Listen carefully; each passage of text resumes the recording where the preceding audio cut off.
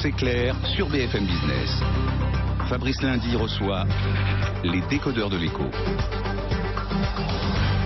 Voilà, les décodeurs de l'écho sur les besoins de plus en plus pressants donc des habitants, des communes, face à des maires qui ont de moins en moins d'argent pour leur répondre parce que l'État leur accorde de moins en moins d'argent. Alors la question c'est, oui, comment faire mieux avec moins d'argent? C'est la question des décodeurs de l'écho ce soir qu'on a abordé. Oui, Denis Durand, vous êtes élu du département du Cher, petite commune, je le disais, Bingis-sur-Cran. Je regardais là pendant la pause cette tentative de hold-up d'une bijouterie Cartier près des Champs-Élysées, avec une prise d'otage, donc avec une course-poursuite dans Paris entre le 8e et le 15e arrondissement.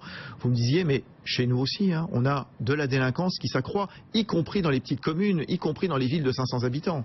Et effectivement, puisque dans le Cher, l'effectif de la gendarmerie a baissé de 10% en 10 ans. Donc il y a des gendarmeries qui ferment. La commune voisine qui avait une gendarmerie, Néronde, a eu sa gendarmerie fermée il y a 2-3 ans maintenant. Les élus ont beau manifester, on n'a pas pu l'empêcher. Comment vous palliez ça? Il y a une façon ou pas? Écoutez, le pouvoir de la gendarmerie, nous ne pouvons pas se suppléer à la gendarmerie. Hein.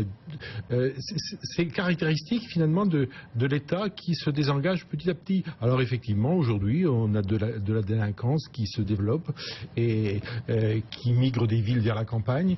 Et c'est inquiétant. Jérôme Valu, associé chez ICP Consulting, spécialiste du numérique. On évoquait tout à l'heure dans ce contexte donc, ce désert numérique qui continue justement ces zones blanches, y compris dans des zones urbaines comme Courcouronnes dans le département de l'Essonne. Vous avez une question à poser justement à nos édiles, à nos élus locaux. Vous posiez la question tout à l'heure de savoir qu'est-ce que peut faire l'État. Oui. On voit qu'en fait il y a un gros problème sur le dernier kilomètre et que les communes n'ont finalement pas la main sur ce dernier kilomètre. Est-ce que pour l'instant, jusqu'en 2020. Voilà, jusqu'en 2020. Est-ce que si on libérait ça, est-ce que si on donnait la possibilité même aux concitoyens de dire mais moi je veux ce service-là, et je suis prêt à payer. Est-ce qu'il y a quelque chose à faire autour de ça? Est-ce que finalement les concitoyens sont prêts à payer pour avoir ce service-là? Alors Stéphane Baudet, élu de Courcouronnes. Il y a quand même deux façons de voir les choses. Ou à ce moment-là, on le fait nous, collectivités. Je rappelle quand même l'heure et quart de débat que nous venons de faire sur les moyens financiers et la nécessité d'investissement. Alors on est sur du génie civil et sur d'investissement qui coûte très très cher. Mais enfin, quand bien même on pourrait le faire, ça poserait une autre question derrière, qu'on pouvait se poser il y a quelques années d'ailleurs. C'est celle de devenir des opérateurs pour les habitants. Et là, ça change quand même considérablement la relation de la collectivité à l'usager. Ça pose quand même une vraie question philosophique. Est-ce que nous, collectivités, nous sommes un opérateur commercial pour les habitants? Et deux, le traitement inégalitaire de notre population. Parce que est-ce que ça s'adresse à tout le monde sur un service gratuit qui est payé dans la fiscalité? Ou est-ce que c'est un service commercial comme un autre à la carte? Et à ce moment-là, il y a toute une population qui n'y a pas accès. C'est pas aussi simple. Est-ce que c'est notre rôle? Avec à l'action sujet de la neutralité du net, c'est-à-dire voilà, l'accès libre à tout le monde. L'accès libre à tout le monde. Et le grand danger, en fait, finalement, c'est que si ni l'État ni les opérateurs français le font, les grands acteurs de l'Internet, que sont les Google et les Facebook, vont se mettre à le faire. Parce que vous avez entendu parler comme moi de leur projet d'envoyer...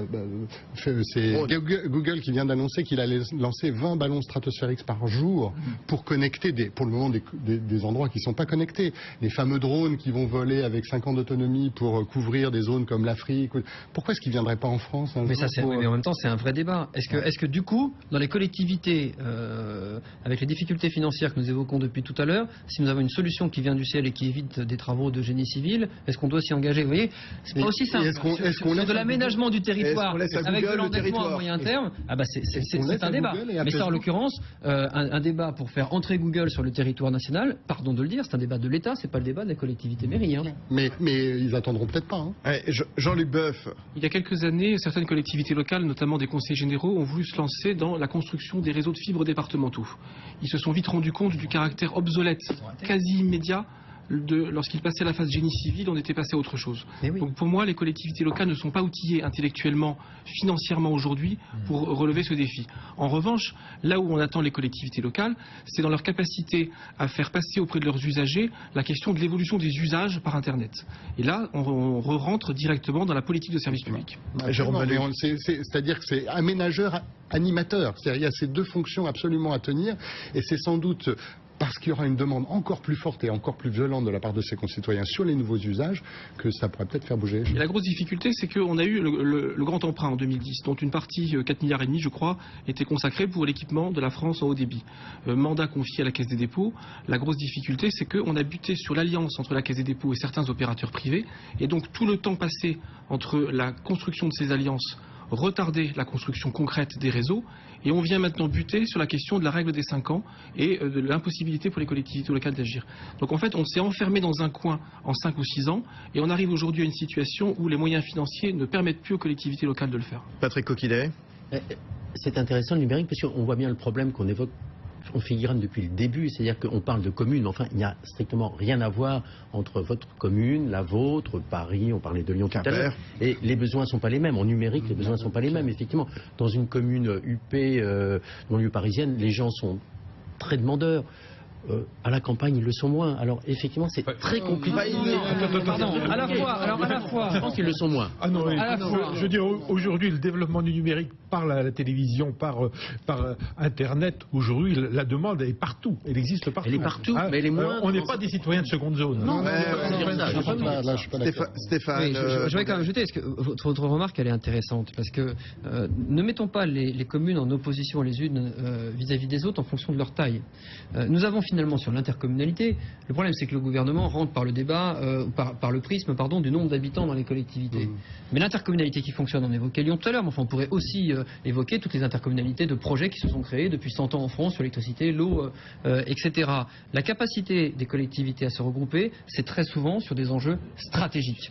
C'est-à-dire tout le monde sait que les petites communes, les communes rurales ne vont pas avoir la capacité à faire ce genre de sujet. Mais c'est aussi valable pour le déploiement Internet et de la fibre que pour construire une piscine ou faire une station d'assainissement. Donc ne mélangeons pas ce qui relève de la collectivité mairie et de ses compétences propres et de ses moyens en fonction de la taille et de l'échelon stratégique que peut être une agglomération. L'intercommunalité, justement, ça doit pouvoir servir à ça, notamment au territoire rural. Bon, nos maires, ils ont du talent, ils ont envie, justement. Voilà, ils ont un peu le blues en ce moment, mais ils ont toujours... Non.